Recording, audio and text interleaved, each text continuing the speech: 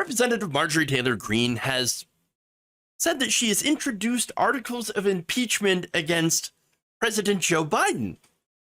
Interesting. So I want to go to a video of her explaining why. I just introduced articles of impeachment on President Joe Biden. Joe Biden is selling our strategic petroleum reserves. This should never happen. He is draining our reserves and selling our oil, Americans' oil, to foreign countries, and China is a top buyer. China is our enemy. They are not our friend. They're buying Americans' oil.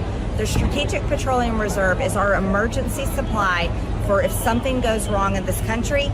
It's now down to 434 million barrels of oil. That is nearly half of what it was when President Trump left office. This is an outrage. This is completely wrong, and no president of the United States should be doing this to the American people. You heard it here. You heard it here. No president should be doing this to the American people. So now let me give you some of the details. So, okay. Now, yes, is Joe Biden selling oil from the U.S. Strategic Reserve? Isn't that supposed to be for domestic use? Okay, it turns out that the details here, obviously, Marjorie Greene gets details wrong, but she is right about the fact that he is selling oil from the Strategic Reserve. I'm going to explain how that works. So now, of course, the whole point of the Strategic Reserve is to increase supply on the global market. So now the thought behind that, the idea behind this entire thing is that, okay, so in times where there is tight supply, say you had, for example, back in the 70s, the crisis with oil, right?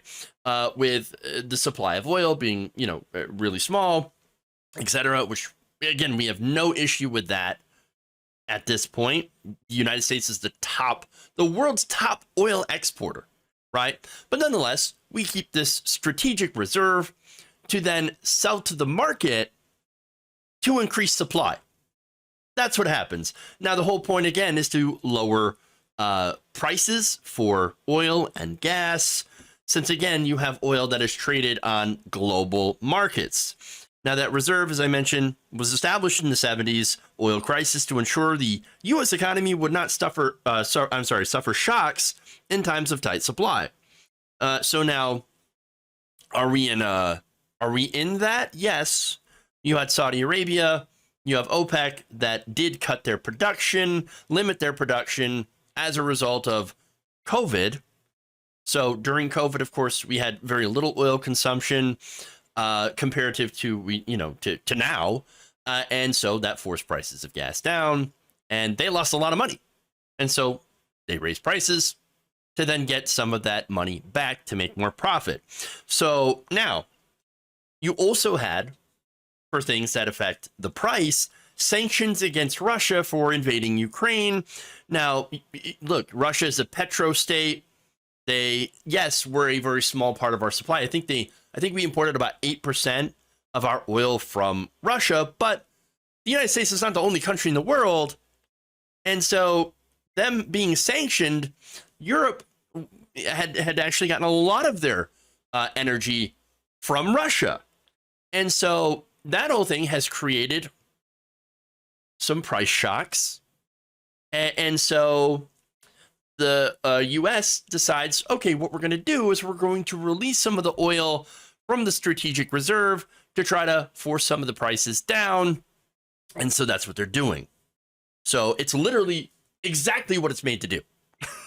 So that said, I impeach Biden. Yeah, hey, she goes from her petri dish, right? Peachtree dish.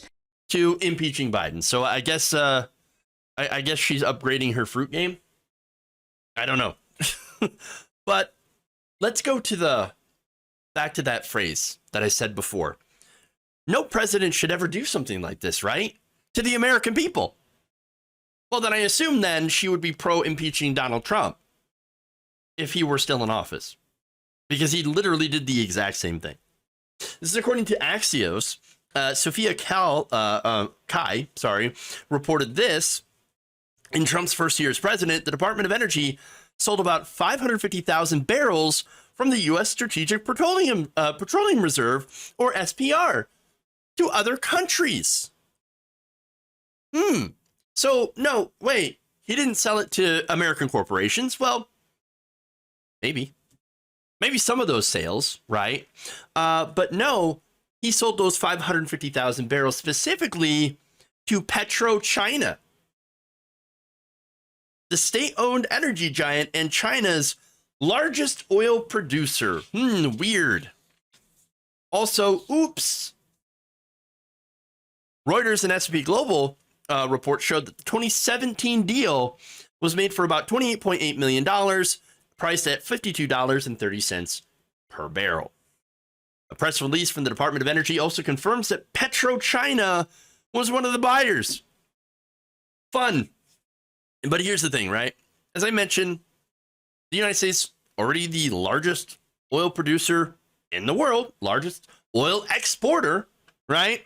And that oil, I got news for you, does not belong to the United States.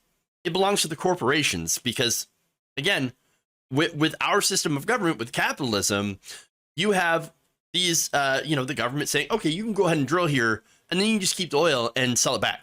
In fact, how do you fill the strategic reserve? You buy it from corporations when the prices are low, and you keep it to where when the prices are high, and then you release it. Literally how it works. So again, not American oil. Okay. So now, if Greene, and I give you that context because if Greene actually wanted to solve this particular problem, well, first you got to actually know what the problem is, what the facts are. I know, difficult, super hard, right? But the next thing to do would try to ask her, okay, are you then in favor of nationalizing oil? Again, you nationalize oil, you make it America's oil, belongs to the government now, not private corporations, and you can keep it in the United States. My guess is she would say no. Or how about this? If you want to avoid the oil drama, right, of having to import oil or rely on the global markets, hey, right-wingers, you're against the globalists, right? Well, there's nothing more globalist than oil. So if you wanted to get away from the globalists, well, then you should be in favor of renewable energy. I mean, you can't import sunlight or wind. You can't export those things, right? You can't sell them. Oh, but the reason that they don't want to do that is because that would hurt their donors. Of course. Both, again, under nationalization and getting off fossil fuels, the donors would lose out the most. The giant multinational corporations that control all the fossil fuels. Now, there's one more thing here.